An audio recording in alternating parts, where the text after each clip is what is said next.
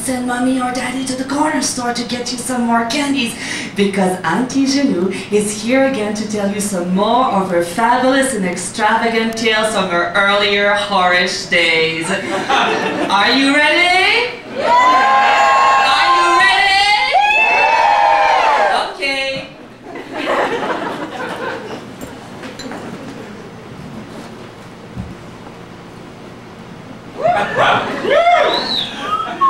Well, who can tell me what that is? Looks like a Q-tip. Well, this little thing isn't just good for removing gaki wax from our ears or for checking out if we got gonorrhea. This little thing is actually a dildo for the ears disguised as a Q-tip. And as you can see, it is also a double head model. Auntie Janou today will share with you a story and some circumstances surrounding her first encounter with a very wise man a long time ago in Montreal who taught her how to use these little things to attain full body implosive and explosive orgasm, and that without never touching her little private parts. It all started once upon a time.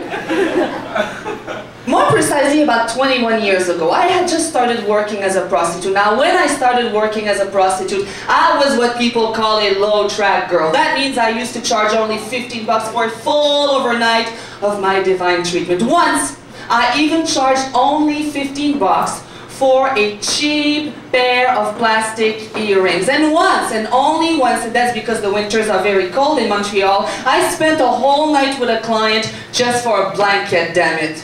But one day I got a call from a man, a new client. I'd never seen him before. His name was Roger. He offered me $60. Woo! He asked me, "Are you into fetish?" Well, I didn't know what a fetish was, of course, but I had learned from another older, wiser, and wilder, and richer prostitute to say yes to whatever they say they want on the phone and no to whatever they ask once you're with them. So I replied, "Yes, I'm into fetish big time." My soon-to-be client, Roger, suggested we should meet and go to take care of our little thing at the corner of Saint Laurent and Sainte Catherine in one of these cheap whore hotels over there.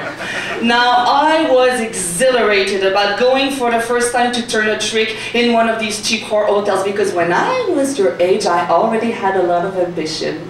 So I had always dreamt that one day I would become a real enough and respectable enough prostitute to start turning my tricks in these cheap whore hotels.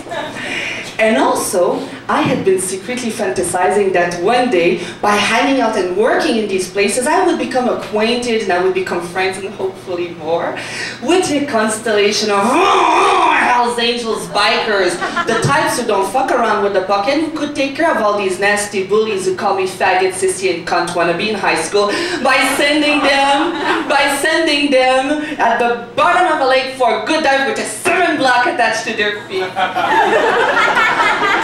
When I reflect back on it now, I really think that turning my first trick at Saint Laurent and Sainte Catherine was like a prostitute rite of passage for me. Because until then, I had only identified as a boring student in financial difficulties seeking generous men to make ends meet.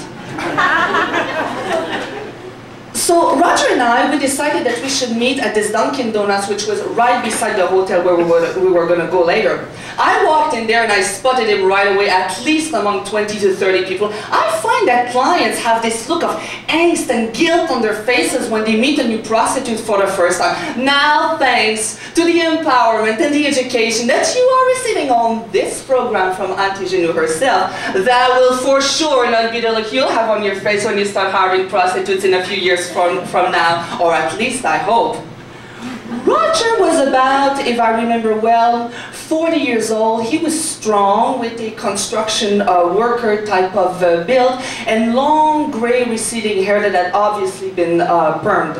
He spoke very little and looked very, very shy. Now, when I walked in that Dunkin' Donuts, even though I felt like shitting in my pants from both fear and excitement at the same time, I acted as if I was a queen whore on the block. And in a pathetic attempt at trying to make myself appear cooler than I was, I even cracked a few insignificant jokes about the donuts of the day to everyone around the joint, and finally invited Roger to go to the hotel to take care of our business.